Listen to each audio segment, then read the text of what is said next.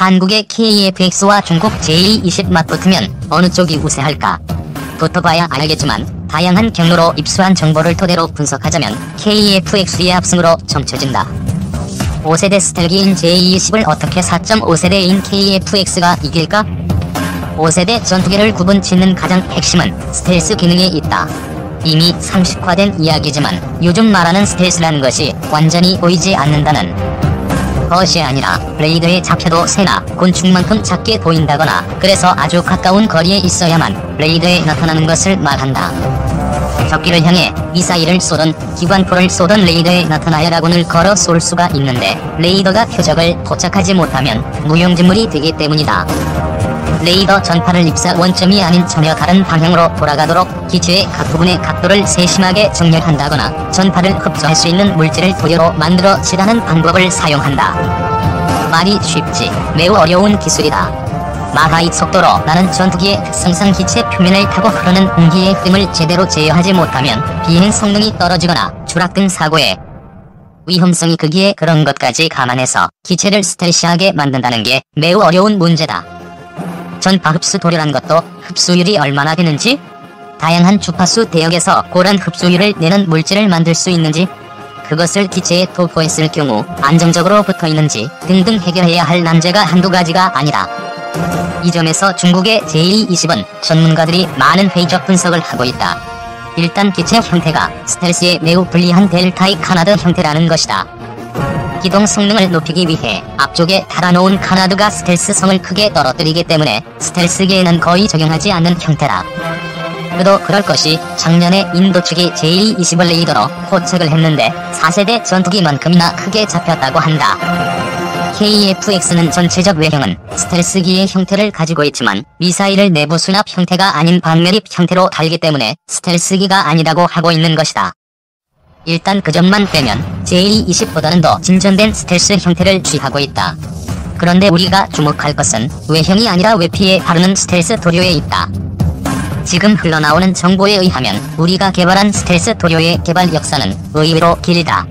1990년대부터 연구를 시작했다고 한다.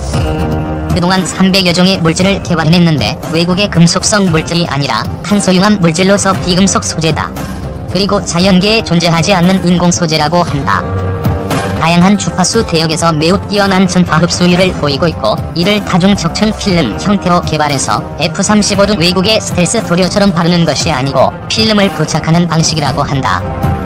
이미 오래전부터 F-4 등 구형 전투기에 부착해 시험을 해왔다고 하는데 상세한 정보를 공개하지 않아 우리는 그 수준을 알 수가 없지만 매우 뛰어난 스텔스 성능을 보이고 있다고 한다. 비록 KF-X가 무장을 방매립하는 세미스텔스 형태긴 하지만 중국의 JE20보다 스텔스 성능에서 더 우세할 것이라고 전문가들은 보고 있다. 그리고 2030년대에 출고될 배치-3 버전부터는 완전한 스텔스로서 F-35보다 스텔스 성능이 더 뛰어난 것을 개발한다는 게 우리 계획이다. 중국 JE20의 레이더는 AESA 레이더로서 이스라엘 LTA사 제품이다. 개발된 지도 오래된 레이더로서 갈륨 비속의 제품인 것으로 알려져 있다. 내가 AESA 레이더를 설명하면 자주 언급했지만 갈륨 비소 소자는 우리가 개발한 질화갈륨 소자에 비해서 성능이 떨어진다. 우리가 개발한 AESA 레이더는 미국, 일본만 적용하고 있는 질화갈륨 소자로 만든 것으로서 그 소자도 국산며 미국이나 일본의 질화갈륨 반도체와 다른 기술로 만든 것으로서 성능이 더 뛰어나다. AESA 레이더를 먼저 개발하고 미국에 근접한 기술력을 자랑하는 이스라엘이 우리 AESA 레이더를 시험 평가를 하고 극찬을 하며 비밀에 붙이자고 할 정도의 기술이라면 승부는 끝난 것이지 않겠는가. 요즘 무기들은 보다 먼 거리에서 먼저 보고 먼저 쏘는 쪽이 승리하는 것이고 그 핵심이 레이더의 성능이라는 것은 상식이다. 이스라엘제 LM-2052 AESA 레이더의 경우 탐지거리가 160km, 모듈 수가 1290개라 한다. 그런데 우리 KF-X용 AESA는 더 뛰어난 소자로 낸 모듈이 1200에서 1300개일 것이라는 소리만 들린다. 정확한 것은 극비사랑이 관계로 단어는 할 수 없지만 그 전기적 특성을 고려해 계산해보면 최소로 잡아도 200km는 넘는 탐지거리를 가지게 될 것이다. 계산상으로는 250km도 넘을 것이라고 보여지지만 애써 자랑할 필요성이 없을 것 같아 그냥 세간의 추측에 따르겠다. 이스라엘이 과연 자기들 스펙대로 중국에게 팔았을까? 그렇게 하도록 미국에 방관했을까? 이스라엘도 자국 기술로 무기를 개발해도 수출은 미국의 견제와 통제를 벗어나지 못하는 나라라는 사실을 감안하면 실제 중국의 제22 AESA 레이더의 성능은 우리가 생각하는 구야일 것이라는 게 짐작된다. 국제 경쟁 입찰 통해 핵심 기술을 확보하라. 추락 위기에 놓였던 한국형 전투기 개발 사업이 비상할 기회를 잡았다. 2013년 11월 22일 군은 최윤희 합참의장 주재로 합동참모회의를 열어 스텔스 성능과 전자전 능력을 보유한 차기 전투기 도입을 결정함으로써 미국의 록히드 마틴이 개발 중인 F-35A로 기종이 사실상 결정됐다. 이와 함께 합참은 KF-X 개발 사업을 국방중기 계획서유로 전환함으로써 사업 추진의 가속도가 붙게 됐다. 합참은 KF-X 개발 사업을 위해 국방부와 방위사업청이 체계개발 기본계획을 조속히 수립해 방위사업추진위원회 의결을 거쳐 사업을 추진하기로 확정했다. KF-X는 퇴역할 F-16을 대체할 수 있는 전투기를 개발, 확보하는 사업이다. 차기 전투기 도입 사업에서 하이급 스텔스기 40대를 우선 도입하기로 함에 따라 KF-X에선 공군의 주력기에 적합한 미디엄급 성능을 가진 전투기를 개발해야 한다. 군은 2022년께 KF-X 개발을 끝내고 2023년부터 전력화할 계획인 것으로 알려졌다.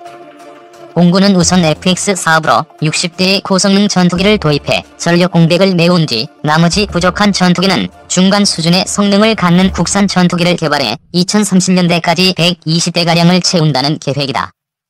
KF-X 사업은 노무현 정부 때 3번의 타당성 조사를 했지만 번번이 미흡하다는 결과가 나왔다. 이명박 정부가 들어서면서 국내 개발이 적합하다는 결론이 나와 국방과학연구소 주관으로 2011년부터 2012년까지 KF-X 탐색 개발을 수행했다. 이어 KF-X 체계 개발로 가야 했지만 2013년 타당성 조사를 다시 하면서 또다시 1년을 허비했다. 장조원 한국항공대 교수는 과거 공군은 국산 전투기 개발에 소극적이었지만 지금은 적극 찬성하고 있다면서 공군은 기본 훈련기인 KT-1과 고등 훈련기인 T-50을 운용해온 사용자로서 우리의 항공기 개발 능력을 알고 있기 때문이라고 했다. 전투기를 국내 개발하는 경우 개조 개발이 용이하고 군수 지원이 유리하며 운용 비용이 절감된다는 사실을 잘 알고 있기 때문이라는 것이다. 코디즈 대응 위해 KF-X 개발 서둘러야. 2013년 9월 24일 방추위는 전체 회의를 열어 차기 전투기 기종 결정을 재검토하기로 하는 한편 한국형 전투기 사업을 중기계획 사업으로 정해 조속히 추진키로 했다. 위원회 위원장인 김관진 국방장관이 안건을 상정하는 모습. 중국의 방공식별구역 선포로 일촉즉발의 긴장감이 일고 있는 동북아 지역은 항공전력의 각축장이다. 2012년 기준으로 중국의 전투기는 모두 1385대 이상이다. 이 중 현대 공중전의 핵심 전력인 4세대 전투기는 400여 대로 추정된다. 일본이 보유한 전투기는 총 340대다.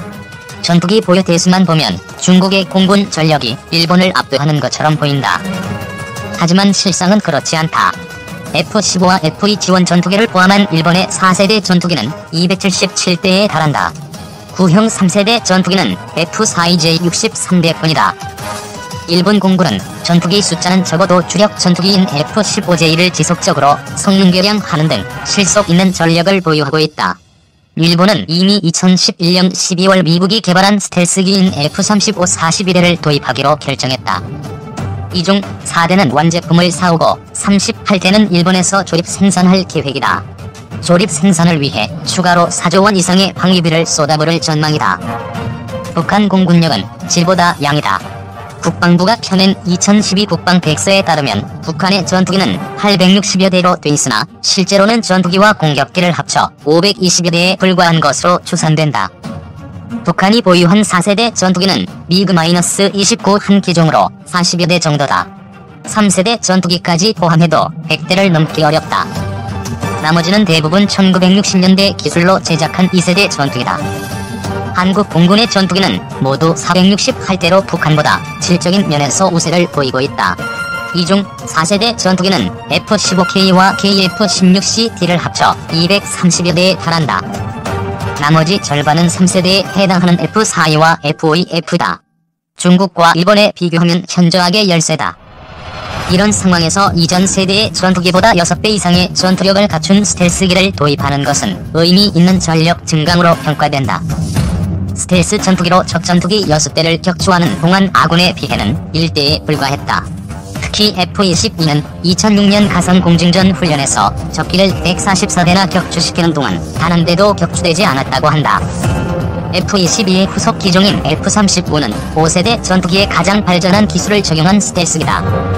국도와 이어도 등 동북아에서 영토 문제가 부각됨에 따라 전문가들은 한국의 KF-X 사업도 속도를 내야 한다고 충고한다.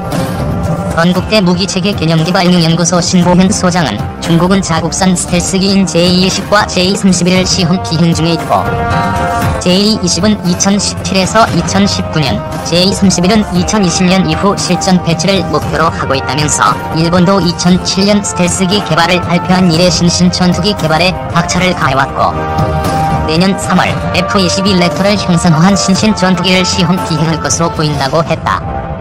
신 소장은 이어도 문제 등 대북 대응 능력을 넘어 러시아, 중국, 일본 등과의 동북아 지역 분쟁에 적극적으로 대처하려면 KF-X 개발을 서두르는 방법밖에 없다면서 독자적 능력 갖추려면 특수임무를 띠는 F-35와 같은 스텔스기를 보유하는 한편 평시 임무에 특화된 4세대 전투기를 대량으로 확보해야 한다고 했다.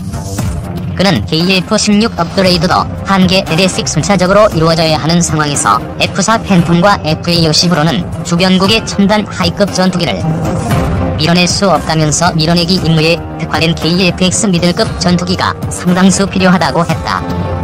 그러나 KF-X 사업은 예산, 기술력 확보, 해외 파트너 선정 등에서 많은 과제를 안고 있는 상황이다. 그야말로 산 넘어 산이다. KF-X 사업은 오랜 기간 동안 검토와 재검토를 거듭해오면서 사업이 지연됐다. 그만큼 고려 요소도 많고 위험 부담도 많은 사업이라는 방증이다.